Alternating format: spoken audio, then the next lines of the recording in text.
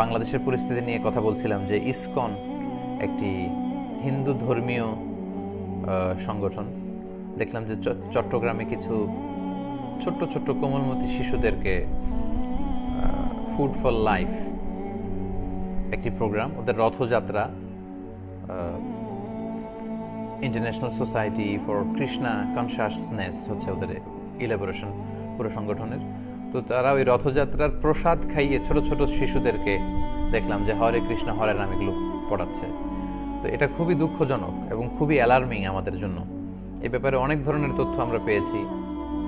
আমরা কোথাও শুনেছি যে শুধুমাত্র হিন্দু শিক্ষার্থীদেরকে খাওয়ানো হয়েছে, এতে আমাদের কোনো আপত্তি নেই।